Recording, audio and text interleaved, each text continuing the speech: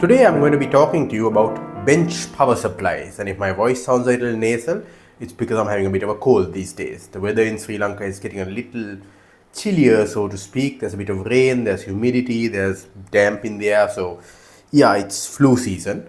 Anyway, what is a bench power supply? Well, it is a separate power supply that you use for doing electrical work on your trains, like for example, say when you want to connect some lighting like these little lights that I have over here. Let me just swing around and show you some of the lighting on my layout. You can see the platform and these buildings and all that. If I just flip those lights on like that, you can see how they are. I'm just going to switch off the main room lights and you can see that section of my layout is lit. Now, when I was making those, I had to test all that lighting, so what better way to do it than with a bench power supply? Now you might ask me, you have train controllers, so why not use those?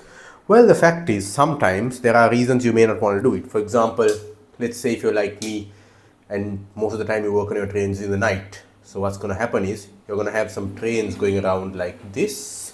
Let's have a look at some of my trains moving because hey, why not, right? Let's send two of my trains on their merry way. So you're going to have your trains circulating like that. You're going to be playing some music of your choice. There's going to be a beverage, typically hot or cold, alcoholic or non-alcoholic. That's your business really. So when you have this kind of setup where your trains are running, you know that, well, you can't just take a track feed like how I would sometimes do by using two crocodile clips and clipping them to the rails there, because what's going to happen is, as you can imagine, the voltage from the train controller is passing through these clips. At the moment it's not because I've isolated with the points, but normally that would be the case, and therefore whatever you're trying to test with this bench power supply is going to be receiving a share of the current that the running train is also receiving. So that's not going to be a very good situation, because let's say if the voltage is too low, you have to turn it up more, which means your train is going to speed up, which means things aren't going to be quite so pleasant. So that's why we need a bench power supply, which is typically a separate power supply purely used for the purposes of testing.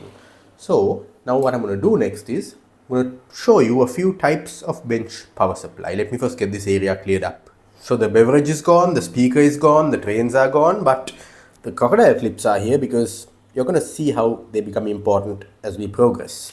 So the first type of bench power supply, and the simplest type, is this. Now this is basically a regular 12 volt switching power supply that you can get at any of your electrical shops in your local area, and it is, as I said, a 12 volt power supply. Let's just have a look at its specifications. Yep, output 12 volt at 1000 milliamps, so that's 12 volts at 1 amp. More than enough for most testing requirements of a bench power supply on a model train layout.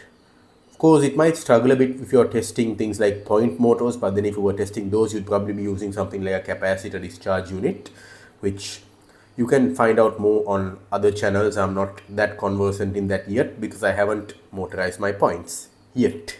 I intend to, because there are some places that I feel I need motorization, but there are other priorities first on my layout. So this kind of thing is easily found in shops. It puts out 12 volts, as I said, and at the other end, where you can see, I've cut the wires because it probably came with a barrel plug or something like that, which I didn't need. So what we do in that case is we need to find the positive and the negative, which is not easy because both wires are the same. I think this must be the positive, and this is where our crocodile leads come in handy. So we do that, and at the other end we have proper crocodile leads to attach to whatever we are testing. So that is how you would use this kind of power supply, but it is a fixed power supply. You're getting 12 volts out of it. So that means you can't really vary the voltage for varying conditions. Like for example, if you want to test a 6 volt CD motor, which is a very popular conversion for some of the Hornby ring field motors. In fact, I've actually got a locomotive here, which is this Western Courier here, which has got a CD motor in it. You can just about see the motor there. And this was the subject of one of my previous videos as well, the conversion. But naturally I had to test the motor out, so I couldn't use this 12 volt power supply because that is a 6 volt motor. So I have shown you how a fixed voltage power supply like this is not always useful. You could also use something like a mobile phone charger, but those put out 5 volts. Now the next power supply, which is sort of variable we have as a bench power supply, is an unused train controller. Now this is the Hornby R965, one of the better starter set controllers that Hornby made. The ones they make now are pretty rubbish, I'm going to say. I have a few R8250s and they're not that great, and I hear the one that came after that is even worse. So this was probably the peak of Hornby starter set controllers. That's before you go to the HM2000 and so range. Of course, nothing can beat a Gauge Master, which is what I use. That's why this is unused. But before I got my Gauge Masters, this was one of my primary controllers. Now it's got a very nice smooth action, and you can also flip the polarity here, which I must mention you can't do with this thing. If you want to flip the polarity, you've got to swap the crocodile clips around at one end, either at the end where you connect it to the power supply or at the end you connect it to your testing device. So you can't flip the polarity on this. You can flip the polarity on this.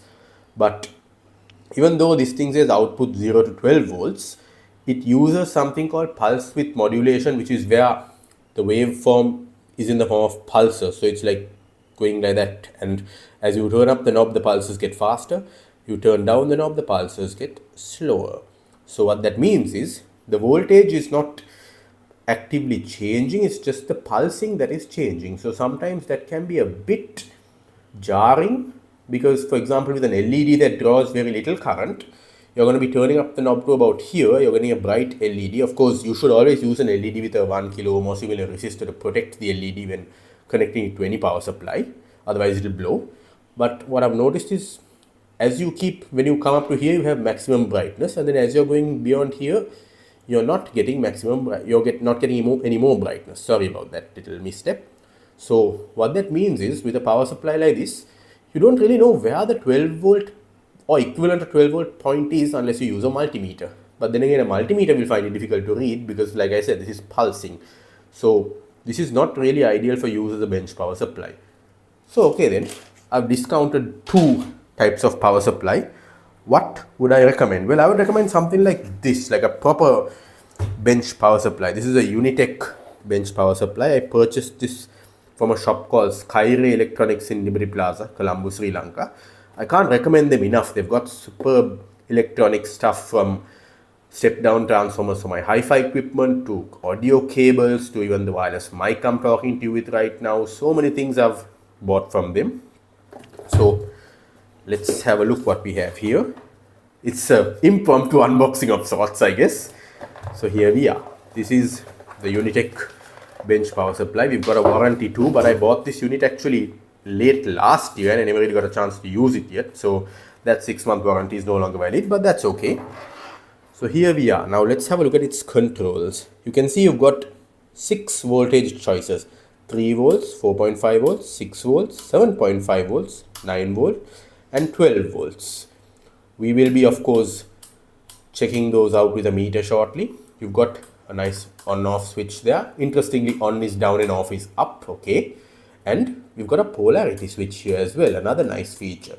Now at the back of it, you can see all the wires terminate from within the device. You don't really have any connectors or anything. So that's a bit of a negative, I'd say, because if a wire breaks, you've got to open this thing up. But then again, hey, if you're messing around with electronics, you've got to be pretty competent. But note that this thing comes with a set of fairly hefty looking crocodile clips. So in addition to that, we've also got a variety of barrel plugs here. We've got a 9 volt battery, PP3 I believe it's called, adapter there. So I don't need to do any cutting with this because, well, I have the crocodile clips here. So let's fire it up and have a look at some of the voltages coming out of it. Right, so I have connected this bench power supply. I've set it to a reading of 3 volts on the dial. Actually, no, let's set it here. Now it's at 3 volts. My meter tells me that it's putting out around 9 volts. Okay, fine, that's the no load current. Let's connect up a load. Okay, I've connected up this strip of 12 volt LEDs. So we are at 3 volts. You can still see the meter showing 8.9, almost 9. Let's go to an indicator 4.5. You can see it rises to about 9% and the lighting strip starts lighting. If you go to the next one, which is around 10 volts, we can see that the lighting strip is quite bright. I don't want to go to the next step, which is marked as 7.5 volts. I don't want to blow my lighting strip, but as you can see, it's a bit of a surprising result, I must say. This bench power supply seems to be putting out more than what is indicated on its dial. So that is a bit of an interesting thing, and it also indicates to us that just because you've got a bench power supply that indicates X amounts of volts doesn't mean it's going to give you X amount of volts. For that, you may have to invest in something a bit more pricey, so to speak. Let me show you also with a single LED and a current limiting resistor. Okay, I think that should go there. Yep, there we go. So there's the current limiting resistor. I'm just going to keep it there, avoiding touching anything. And so there you are. The LED is nicely lighting up in blue at 3 volts, 4.5, 6, 7.5, 9, 12. You can see the meter is showing that there's around 20 volts being pushed, which is a lot of voltage, I've got to say. So yeah, little surprised at this bench power supply. I'm doing this on camera, mind you. So I guess this could be the no load current and the LED is an insignificant load, but this power supply is rated for 2000 milliamp hours. So that's quite interesting. But on the flip side, if it can really put out so much voltage like this, means that it can also probably cope with a higher current. So I might just use this for my main layout lighting. Still a bit surprised about these results. I'm just going to flip it off and once again show you that. See, when I flip it off, the current takes a long time to drop, and that tells me that there's a fairly beefy capacitor in there too. Now if I were to just take the two leads like this and touch them, we can bring the current to 0 by discharging that capacitor inside. And then let's flip it on again. 3 volts on the dial, 7.7, 7.8 on the meter, 4.5 on the dial, almost 10 on the meter, 6 on the dial, 12 on the meter, 7.5 on the dial, 14.8 on the meter, 9 on the dial, 17 on the meter, 12 on the dial, 21.4 on the meter. So what that tells me is that this thing is putting out nearly double of what it's supposed to be putting out on the dial. That is no load, of course. Let's switch it off. Actually, let me see if there's any short circuit protection. Okay, it's still doing 2.93. I'm shorting it there. And when we release it, the voltage comes back up. Can I short it?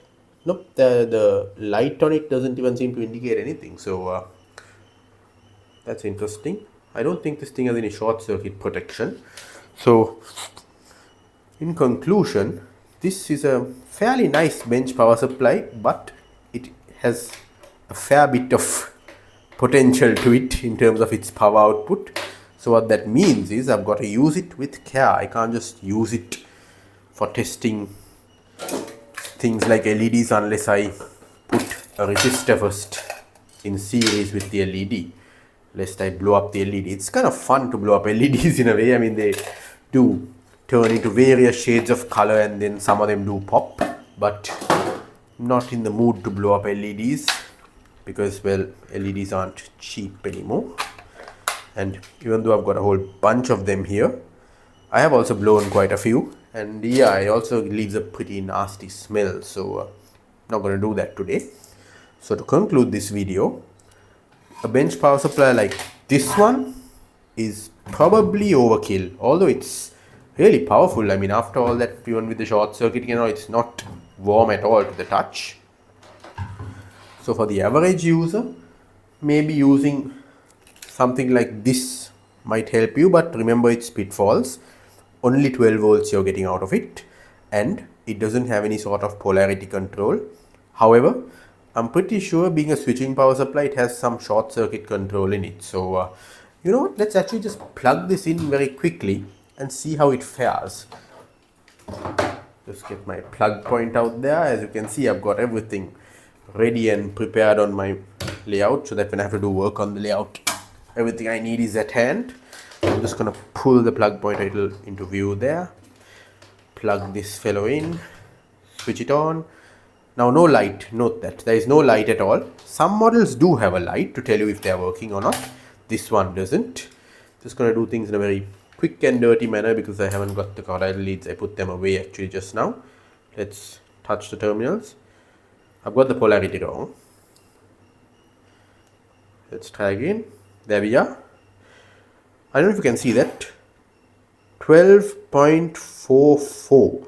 So what we are seeing is 12.5, it's rising. 12.58, 12.6, 12.66, 12.7, whoa. 12.8, 12.9, 13, 13.4, 14, 15, 16, 18, and it has gone beyond the scale of my meter. Now that is extremely interesting, I must say, because I would have expected this as a switching power supply to not be climbing quite so high. Okay, it's at 12.6, 12.13.2. Okay, it's not very stable, I can see. But then again, I guess goes to show that you can't trust these things either. Let's just see what my mains voltage is at. Do not try this at home. Yeah, there we go. My mains voltage is currently going at what, 1000 volts? No way. Nope. 230, 240. Yeah, 238, 240. Sometimes these digital meters, if you don't probe the source properly, they can give erroneous readings. So my mains voltage is 238, 240. 240 is what Sri Lanka is rated for. So all within the tolerances and limits there. So if I had to conclude, I would say this is probably a very basic bench power supply. Puts out there about 12 volts, and you can just about get away with testing things like street lights or LEDs or whatever with it. But remember, you need to put a resistor in series. Actually, you need to put a resistor in series with any LED or LED based lighting that you're testing, and you can't change the polarity on that. And yeah, it's very rudimentary. Train controller, like I said, not really recommended due to its pulse width modulation. The only place I can recommend using a train controller as a bench power supply is if you're using it as a bench power supply for repairing locomotives.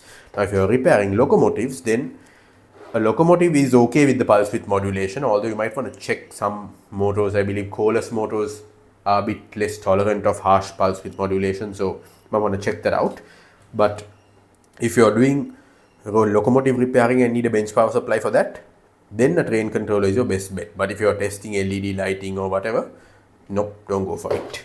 Now, this fellow here is, well, overkill, isn't it? As we saw, can put out a ton of power and really can hold that power too, thanks to the capacitors inside. I really must poke around under the hood and see what's there. But as we saw, it doesn't have any short circuit protection, so that one's entirely on you to make sure you don't short circuit your circuits while you're testing. Also, since it comes with crocodile clips, you don't need to do any cutting of wires, which you would have to do with this. And even the train controller, well, if you wanted to, you might have to, but what I'd recommend is getting a set of double-ended crocodile clip leads and saving yourself from cutting off this connector, because this is what goes in to your Hornby track via the Hornby track connector like that. So cutting not recommended here, cutting required here, cutting not required here. And of course, this has the polarity changing as well. So yeah, there you are. I guess there's no particular conclusion to this video. I leave you to draw your conclusions. Which bench power supply is best for you? In the meantime, I'm just gonna let my trains go by, enjoy my beverage, and listen to some music. Have a good day, and don't forget to subscribe to my channel if you haven't already.